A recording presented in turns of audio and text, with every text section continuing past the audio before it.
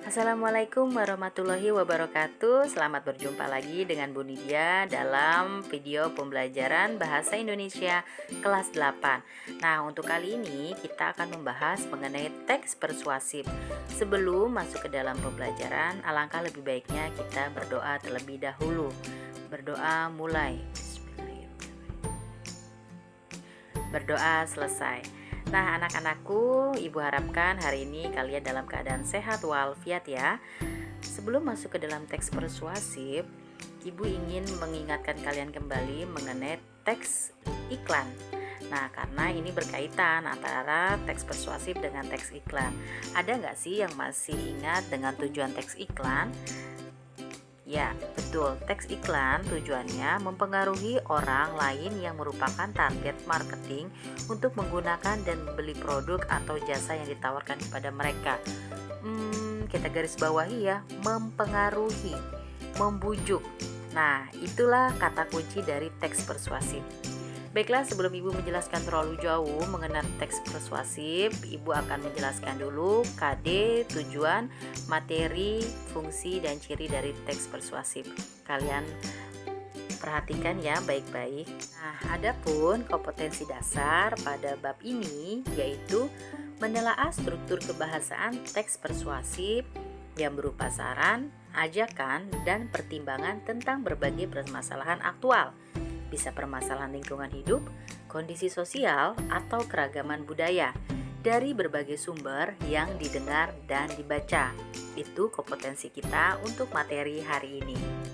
Adapun tujuan pembelajaran kali ini, setelah kalian mengikuti pembelajaran, diharapkan kalian dapat menjelaskan mengenai pengertian, ciri, struktur, fungsi, dan contoh teks persuasif dari materi yang telah kalian pelajari. Lalu, materi yang akan dibahas pada bab ini yang pertama mengenai pengertian teks persuasif, yang kedua tujuan teks persuasif, yang ketiga ciri-ciri teks persuasif, yang keempat jenis-jenis teks persuasif, kelima struktur teks persuasif, dan yang terakhir keenam kaidah kebahasaan teks persuasif.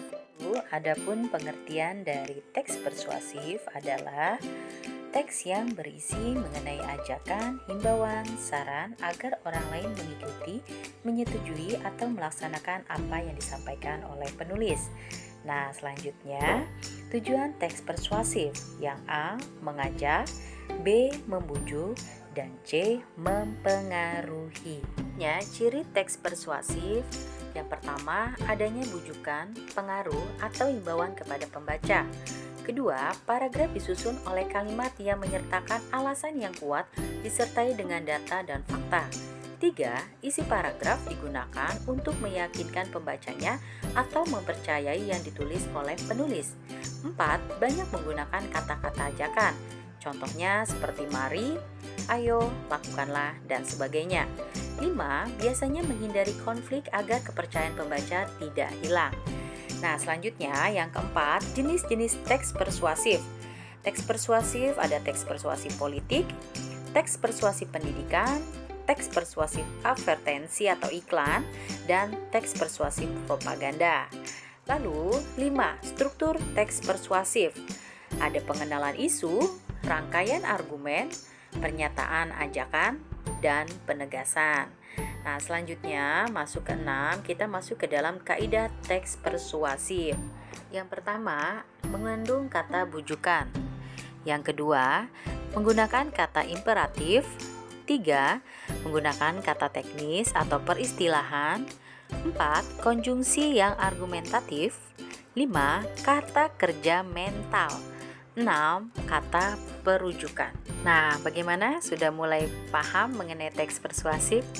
Semoga kalian paham ya dengan pemaparan Ibu. Nah, sebelum masuk ke dalam contoh, Ibu akan menjelaskan sedikit mengenai struktur teks persuasif. Ya, di awal tadi Ibu menjelaskan struktur teks persuasif ada 4. Yang pertama, pengenalan isu. Nah, pada bagian ini diungkapkan permasalahan yang melatar belakangi pemikiran penulis. Jadi, latar belakang penulis melakukan penulisan mengenai teks persuasif itu apa? Biasanya ada di awal paragraf, yaitu pengenalan isu. Yang kedua, rangkaian argumen. Pada bagian ini, penulis mengungkapkan alasan yang didukung oleh data dan fakta untuk meyakinkan pembaca. Nah, pada struktur yang kedua ini, rangkaian argumen biasanya disertai dengan data dan fakta.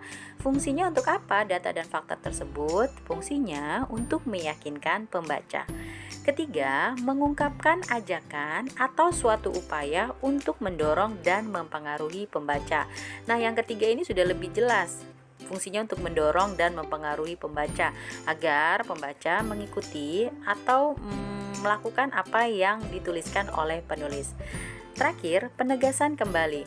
Pada bagian ini, penulis berupaya menegaskan kembali pemikirannya agar pembaca semakin yakin.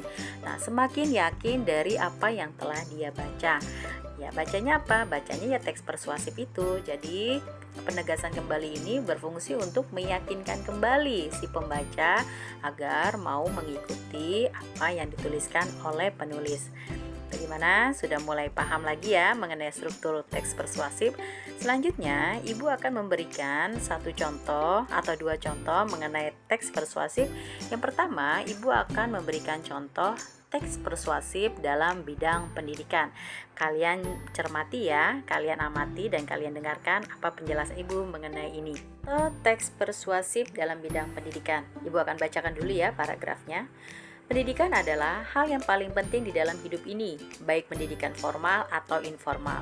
Dengan pendidikan, kita bisa mendapatkan dan menjadi apapun yang kita inginkan. Pendidikan juga bisa mengarahkan kita ke kehidupan yang lebih baik. Pendidikan bisa kita raih dengan belajar yang giat, baik di sekolah, di rumah, maupun di tempat-tempat lainnya. Jika kita tidak belajar dengan sungguh-sungguh dan giat, tentunya apa yang kita lakukan hanyalah sia-sia, karena tidak ada yang bisa dicapai dengan perbuatan yang tidak sungguh-sungguh. Akibatnya, kita tidak bisa menggapai cita-cita. Oleh karena itu, marilah belajar dengan giat dan sungguh-sungguh agar kita dapat mencapai cita-cita. Nah, anak-anakku, dari contoh paragraf persuasif berikut yang Ibu sampaikan tadi, kira-kira mana sih bagian persuasifnya, kata kunci persuasifnya? Nah, benar. Pada kalimat, marilah belajar dengan giat dan sungguh-sungguh agar kita dapat mencapai cita-cita. Dari kata marilah, itu merupakan kata ajakan. Nah, itu merupakan kata kunci dari teks persuasif, yaitu mengajak seseorang untuk melakukan seperti apa yang ditentukan atau dituliskan oleh penulis. Sampai sini sudah mulai paham ya, nak, mengenai pengertian, ciri, tujuan, struktur, bahkan sampai contoh teks persuasif. Nah, pastinya dong kalian sudah mulai paham atau sudah ada gambaran tentang teks persuasif yang Ibu sampaikan. Demikianlah pembahasan materi hari ini. Jangan lupa juga kalian tetap mencari informasi lain ya dari materi yang telah Ibu berikan. Nah, Bu Nidia juga nggak pernah bosan mengingatkan kepada kalian untuk mencuci tangan, memakai masker, menjaga jarak, dan menjauhi kerumunan. Demi stopnya virus corona dari dunia ini agar kita bisa kembali ke sekolah ya, untuk sekolah seperti biasa. Baiklah, demikianlah. Wassalamualaikum warahmatullahi wabarakatuh. Tetap semangat dan tetap sehat.